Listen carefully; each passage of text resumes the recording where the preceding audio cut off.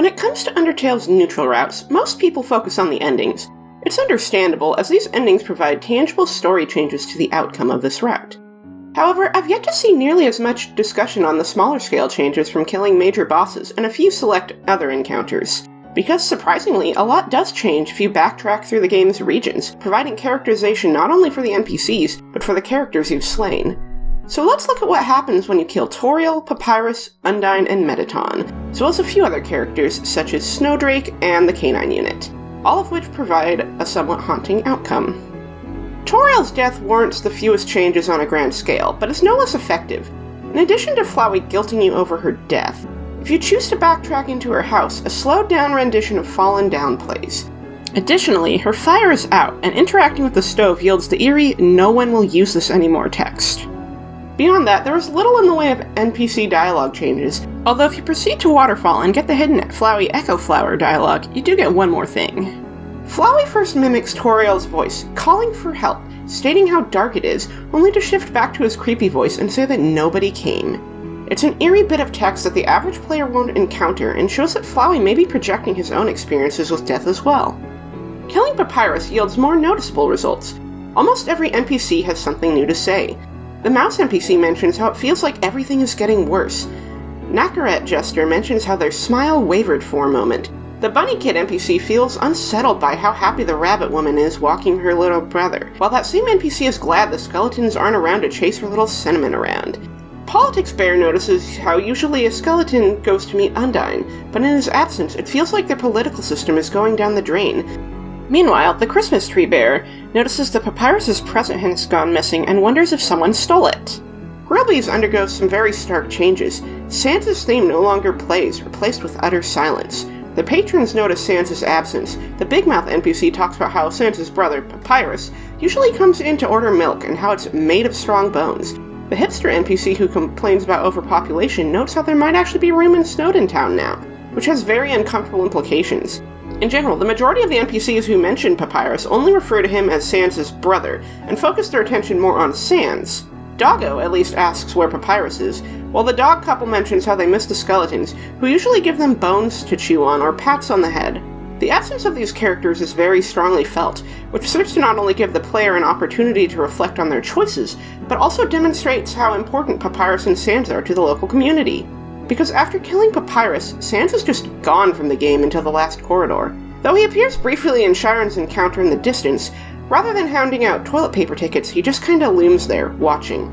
And we get the most heartbreaking version of Undyne's battle speech, where she talks about how despite Papyrus's weird eccentricities, he is always there, always loyal, always answers the phone within 3 rings. Her usual theme does not play, only silence. Before the battle, it's just calm and somber.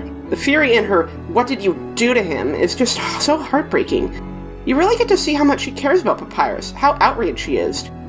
That she drops her usual bombasticness that displays even if you kill other NPCs like the Canine unit is really telling. But while we're on the topic of Undyne, what of reactions to her death? Undyne doesn't have as much unique NPC dialogue responding to her fate, but there are still a few things to note. First is Napstablook. If you enter their house, they will talk about how they are working on a mixtape that contains wrestlers screaming and auto-tuned, and how they hope she will like it. If you talk to them again at the snail farm, they will discuss how Undyne scares them, but they'd like to befriend her, because it always feels like they're too late when it comes to making friends. This, I think, is the more gut-wrenching reaction, because at this point, it is too late. Undyne is gone. Other than that, there is a little guy who talks about stars, who notices that a star has blinked out, and Undyne's house yields flavor text about how the house is empty, and will always be empty from now on. If you've already befriended Papyrus, he will wait outside her house indefinitely, either not knowing Undyne is dead or acting like he doesn't know, while noting that she hasn't answered any phone calls. To be honest, I think Mettaton presents the most interesting results out of the neutral deaths, because only after he is dead do you get to see just how fondly his employees view him. The little pointy NPC at the door talks about how their angular shape made it difficult to get jobs, but as a rectangle, MTT related to their struggles and gave them a job at the hotel. The ordinary NPCs show varying signs of worry and stress. The white, vaguely dog-like NPC talks about how Mettaton hasn't made a performance in 5 minutes and how uncharacteristic that is. The slime NPC is saddened, and the dragon NPC is afraid of going home. The hand clerk talks about how every day Mettaton comes in to give everyone a big thumbs up and cheer them on. He's apparently a very supportive boss who tells everyone they're doing a great job, which is in stark contrast to the way he treats Burger Pants. Granted, it's possible that Burger Pants is an unreliable narrator who is over-exaggerating Mettaton's treatment of him, or entirely possible that Mettaton is simply nicer to his other workers and singles Burger Pants out. You see this with the fish NPC in the restaurant, who is told that in case Mettaton ever disappears, it is their job to use their face to make the face steaks, which leaves them very nervous as they aren't sure they can live up to their potential. Snowdrake's father talks about his boss has stopped answering his calls and starts contemplating if he should even keep at it. He laments that his job has torn his family apart. It's very sad when you consider that his son ran away and that his wife became part of the Amalgamates, and even sadder when you consider that in this route, Alphys will inevitably take her own life, leaving the Amalgamates forever trapped. There's some irony to the two core workers who talk about how Mettaton refused to add puzzles to his hotel, while the other monster hotels have annoying puzzle integration, making even getting a room key difficult. He also paid them a large sum of money to help in rearranging the core. The Ficus Licker NPC ponders what Mettaton would think of them licking a ficus before changing their mind. Down the hall, the janitor no longer works. It feels discouraged and hopeless as futility sets in. Easily the most heartbreaking to me, though, is the Dress Lion NPC, who without Mettaton's support remains closeted and doesn't want to be talked to, instead feeling very discouraged. Considering that Mettaton inspired her to present femininely, and we see that in her Deltarune counterpart, she works as a waitress in QC's, the death of Mettaton thus prevents this lion from accepting herself and starting her gender exploration in the Undertale world. Donut Guy outright doesn't state anything after Mettaton dies, and the two Diamond Head NPCs talk about how sad the finale was, how his schedule doesn't show any new broadcasts, and questions if he's retired. They don't seem to grasp that he has died, as they ask if he can unretire. However, I would be remiss not to mention a few other notable NPC kills, specifically the variations on killing the Canine unit as well as Snowdrake. Snowdrake's variation is probably the simplest to cover. If you kill Snowy, all future encounters where he would appear instead have the enemy variant, Chilldrake. Chilldrake is a punk teen variant of the Snowdrake encounter that is looking for its now-deceased friend. What's interesting about this is that if you backtrack in Snowdin in more passive runs, you can find Chilldrakes littered around the overworld. When I first played, I was very confused about why these guys had sunglasses. It's a small change that demonstrates how Snowdrake is one specific individual, and how killing this seemingly generic enemy is still felt by the other monsters. The Canine unit, however, presents many different variations in Grillbees that show just how much the dogs mean to each other. If Greater Dog is left alone, its sprite will be frowning. It's a small but notable change. If the doggy are killed, Doggo will lament about their absence, because if he plays Greater Dog, he will lose. If Doggo is killed, Doggeressa will note how he hasn't shown up yet, while Dogamy will talk about how she hasn't responded to their letters, probably because Doggo wrote them. If the doggy are the last ones standing at the table, Doggeressa will invite Frisk to play poker with them since the others aren't there, and Dogme will mention how quiet it is. If Doggo is the last one standing, he believes the others are playing a prank on him by holding completely still. This is incredibly sad when you consider that Doggo only sees moving things. He doesn't even realize his friends are dead. When any of the dogs are killed, or Papyrus, Lesser Dog's card game changes to Go Fish, foreshadowing Undyne. It's also worth noting that if you kill any of the dogs, the dog food bag in Alphys' lab will change its text to mention the bag being half empty instead of half full. If you've killed all of the Canine unit and 21 other monsters, you also get the additional text, "You just remembered something funny."